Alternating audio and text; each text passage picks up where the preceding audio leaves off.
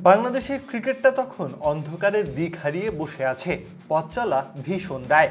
সেই ঘুটঘুটে আধারে প্রাচীর ভেদ করে আলোকবর্তিকা হাতে যেন তার আগমন। দুনিয়া জুড়ে খবর রটল, একজন এসেছে বাংলাদেশের আধভাঙা জাহাজের নাবিক হয়ে। লিকলিকে গড়নের শরীরটা তার স্বপ্ন লিখতে থাকে, ১ নম্বর আসনটা আমার, আমি নাম্বার 1। অবিশ্বাস্য সেই গল্পের লেখকের নামটা সাকিব আল হাসান। ১৯৮৭ সালে মাগুরার নিভৃত এক কোণে জন্ম নেওয়া সেই ছেলেটার গল্পটা ঠিক রূপকথা নয়, বরং সংগ্রাম, জেদ আর অবিশ্বাস্য আত্মবিশ্বাসে লেখা এক বাস্তব মহাকাব্য।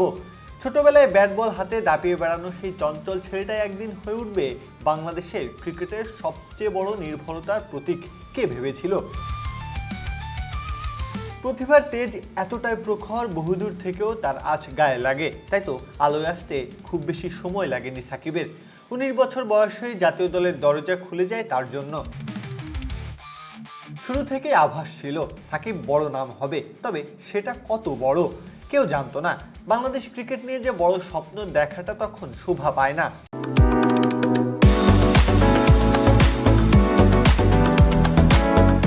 তবে সাকিবের ভিন্নতা ঠিক এখানেই ছিল, তিনি শুধু স্বপ্ন দেখতেন না, দেখাতেও জানতেন। ২০০৭ সালে ভারতের বিপক্ষে টেস্ট অভিষেক শুরুটা ছিল নীরব, কিন্তু সেই নীরবতার ভেতরে জমেছিল এক ঝড়ের পূর্বাভাস। ২০০৮ সালে চট্টগ্রামে নিউজিল্যান্ডের বিপক্ষে ৭ উইকেট, বাংলাদেশের বোলিং ইতিহাসে এক নতুন মাইল ফলক। সেই ম্যাচেই যেন ক্রিকেট বিশ্ব প্রথমবার বুঝতে শুরু করলো এই ছেলেটা আলাদা, একেবারেই অন্যরকম।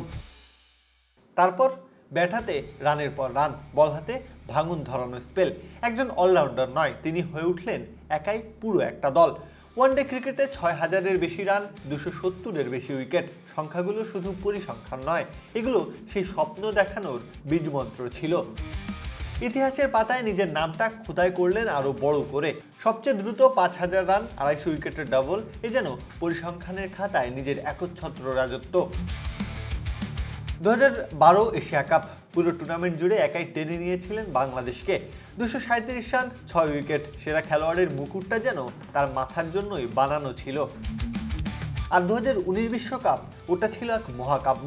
৬০৬ রান, গ্রুপ পর্বের সর্বোচ্চ, ভেঙে দিয়েছিলেন সচিন টেন্ডুলকারের রেকর্ড। প্রতিটা ইনিংসেই যেন ছিল একটা করে স্টেটমেন্ট, আমি শুধু খেলছি না, আমি ইতিহাস লিখছি।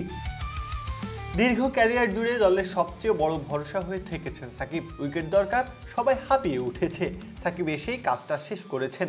পার্টনারশিপ দরকার, সাকিব ব্যাট হাতে এগিয়ে এসেছেন, বুঝিয়ে গেছেন তিনি বিশেষ ধাতুতে গড়া। ৩ ফরম্যাটে বিশ্ব সেরা হয়েছেন, ক্রিকেট বিশ্বকে শাসন করেছেন দীর্ঘ সময়, সমীহ আদায় করে নিয়েছেন নামজাদা সব প্রতিপক্ষের। সাকিব আল হাসান তাই একটা নাম না, একটা যুগ, যেখানে প্রতিটা বাকি লড়াই, প্রতিটা অর্জনেই বিস্ময়, আর প্রতিটা পদক্ষেপেই লেখা হয় নতুন ইতিহাস।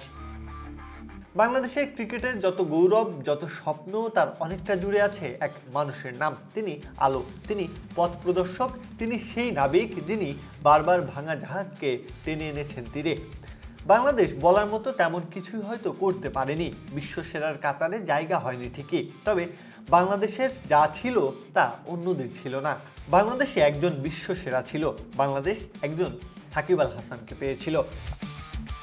প্রত্যহ কাব্য, খেলা ৭১।